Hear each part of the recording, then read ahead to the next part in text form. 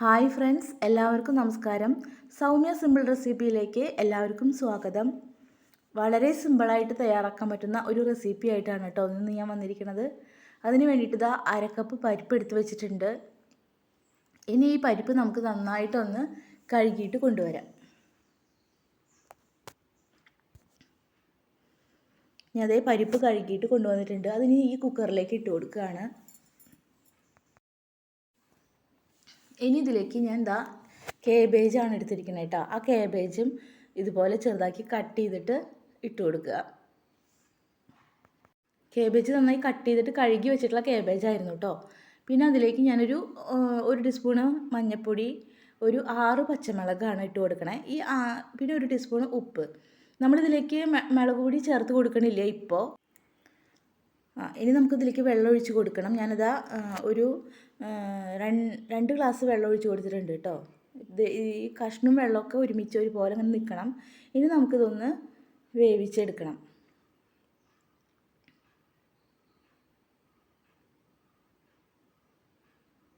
ഞാനിതാ ഗ്യാസ് കത്തിച്ചു, കുക്കർ അടുപ്പത്ത് വെച്ചു. ഇനി ഇതൊന്ന് വിസിലടിക്കട്ടെ കേട്ടോ. അതുവരെ നമുക്കൊന്ന് വെയിറ്റ് ചെയ്യാം. നമ്മുടെ കഷ്ണങ്ങളൊക്കെ വെന്ത് വന്നിട്ടുണ്ട്, കുക്കറൊക്കെ വിസിലടിച്ചു. ഇനി നമുക്ക് ഇതിന് വേണ്ടിയിട്ട് ഒരു അരപ്പ് തയ്യാറാക്കണം.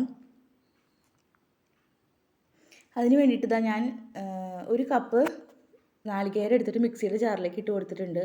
അതിലേക്ക് ഒരു 5 വെളുത്തുള്ളി, ചെറിയ വെളുത്തുള്ളിയാണ്, അതും കൂടി ഇട്ട് കൊടുക്കുന്നുണ്ട്. പിന്നെ ഒരു 1/2 ടീസ്പൂൺ ജീരകം, പിന്നെ 2 പച്ചമുളക്. ഇതെല്ലാം കൂടി ഇട്ടിട്ട് നന്നായി ഫൈനായിട്ട് നമുക്കൊന്ന് അരച്ച് കൊണ്ടുവരാം.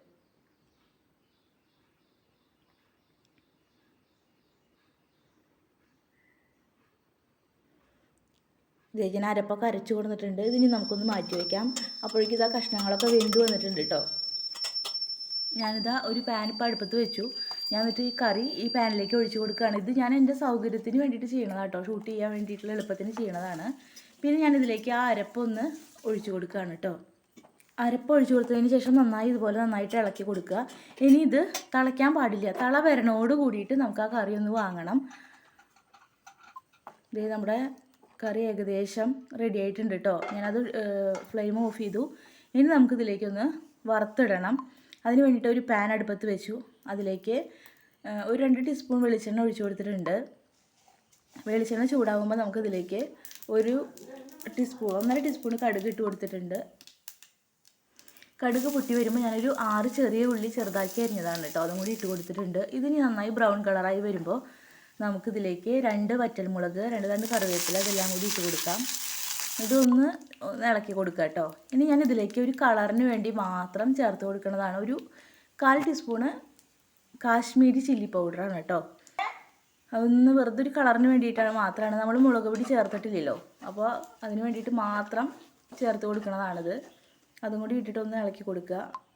എന്നിട്ട് ഈ കറിയിലേക്ക് അതൊന്ന് ഒഴിച്ചു കൊടുക്കുക. അപ്പം നമ്മുടെ കേബേജ് പരിപ്പ് കറി ഇവിടെ റെഡി ആയിട്ടുണ്ട്. എല്ലാവരും ഇതൊന്ന് ട്രൈ ചെയ്ത് നോക്കണം കേട്ടോ. നല്ല സ്വാദുള്ള നല്ലൊരു കറിയാണിത്. പെട്ടെന്ന് നമുക്ക് തയ്യാറാക്കാൻ പറ്റുന്ന കറിയുമാണ്.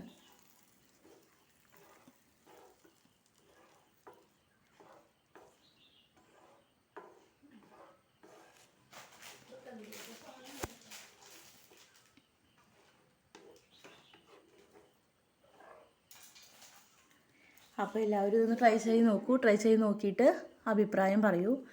അപ്പോൾ നിങ്ങൾ ആദ്യമായിട്ടാണ് എൻ്റെ ചാനൽ കാണുന്നതെങ്കിൽ സബ്സ്ക്രൈബ് ചെയ്യാൻ മറക്കരുത്. സബ്സ്ക്രൈബ് ചെയ്യുമ്പോൾ തൊട്ടടുത്തൊരു ബെല്ലൈക്കൺ ഉണ്ട്, അതും കൂടി ഒന്ന് ക്ലിക്ക് ചെയ്യാൻ മറക്കരുത് കേട്ടോ.